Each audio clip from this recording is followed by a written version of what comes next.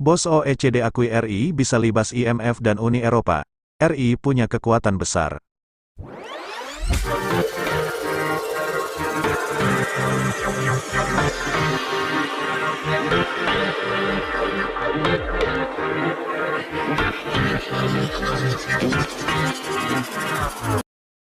Seperti yang kita ketahui bahwa perselisihan kian menyeruak ke publik. Indonesia dan IMF mengintervensi beberapa program yang memang menjadi program unggulan Presiden Jokowi. Namun yang disebutkan IMF tersebut justru program yang memang memiliki daya gedor yang sangat luar biasa bagi perekonomian dalam negeri, dan ujungnya pemerintah Indonesia pun melakukan pembelaan dengan beberapa argumen yang memang didasari fakta yang berlaku di lapangan. Pemerintah Indonesia sepertinya sudah tidak ingin diintervensi oleh pihak manapun terkait program unggulannya pada sektor ekonomi dan industri.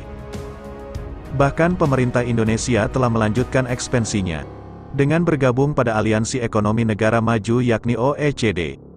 Aliansi tersebut memang berfokus pada negara-negara yang memang memiliki pertumbuhan ekonomi di atas rata-rata, dan kabar terbaru menyebutkan bahwa Indonesia telah resmi bergabung pada aliansi tersebut, dan hal ini diharapkan bisa membawa dampak baik untuk NKRI.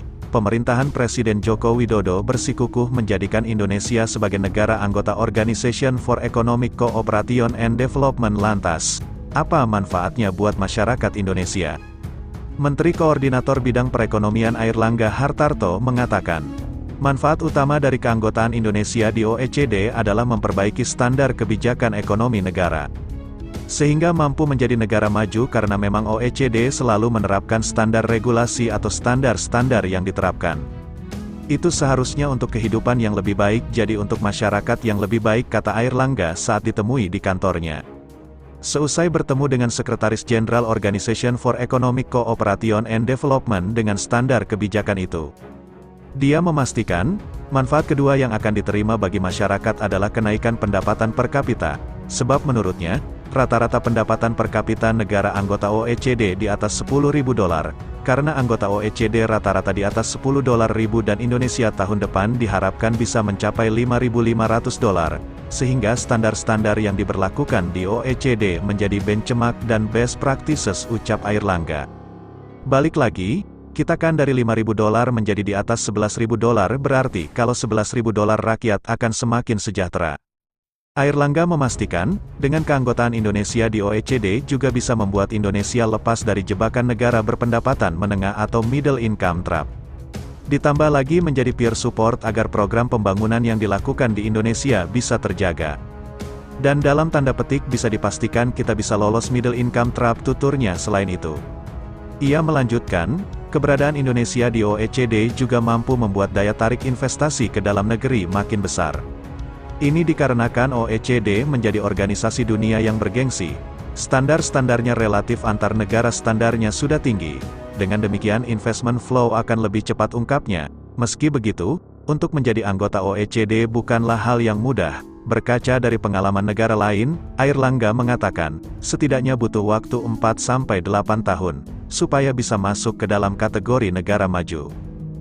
Pemerintah melalui Menteri Koordinator Bidang Perekonomian Airlangga Hartarto mengatakan, negara-negara anggota Organization for Economic Cooperation and Development menyambut positif rencana Indonesia untuk bergabung berkat keberhasilan Indonesia memimpin presidensi G20 Indonesia 2022. Hal ini ia sampaikan usai menerima kunjungan dari Sekretaris Jenderal OECD Mathias Cormann di kantor Kemenko Perekonomian, bahwa keinginan Indonesia sudah diberitahukan ke 38 anggota dari OECD dan pada prinsipnya, mereka menyambut sangat positif karena Indonesia dinilai berhasil dalam kepemimpinan di G20.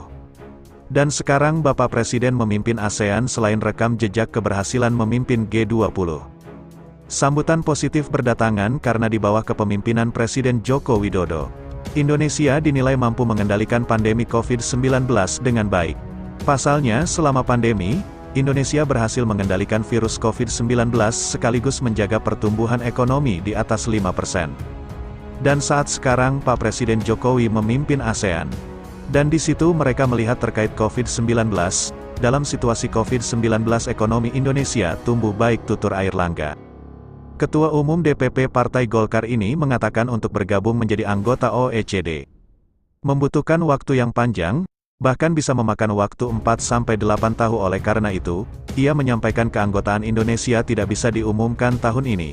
Airlangga menuturkan jika Indonesia berhasil masuk menjadi anggota OECD, akan menjadi sejarah bagi pemerintahan periode ini, sebab Indonesia akan menjadi negara Asia Tenggara pertama yang bisa bergabung dengan OECD. Sedangkan di level Asia, Indonesia bakal menjadi negara ketiga yang berhasil menjadi anggota OECD. Menurut Airlangga, mayoritas negara-negara anggota OECD berpendapatan tinggi. Ia menerangkan rata pendapatan per kapita negara OECD sekitar $10.000 pada 2022. Maka jika Indonesia berhasil menjadi anggota OECD, menjadi indikasi adanya peningkatan pertumbuhan ekonomi Indonesia. Ia juga menjamin keanggotaan Indonesia di OECD tidak akan menimbulkan konsekuensi buruk terhadap negara. Anggota OECD itu rata-rata pendapatan per kapita di atas $10.000. Sehingga standar-standar yang dilakukan OECD itu menjadi tolok ukur dalam program pembangunan yang dilakukan di Indonesia. Dengan begitu kita bisa lolos dari middle income trap, tegas Airlangga. Sebagai informasi, per tahun 2022 Indonesia telah terkategori menjadi negara berpendapatan menengah atas dengan pendapatan per kapita $4.580. Terkait hal itu, Airlangga menargetkan agar Indonesia bisa meraih pendapatan per kapita hingga $5.500 pada tahun depan. Airlangga mengatakan setelah bertemu dengan dirinya, Sekjen OECD dijadwalkan untuk menemui Presiden Joko Widodo dan Menteri Keuangan Sri Mulyani.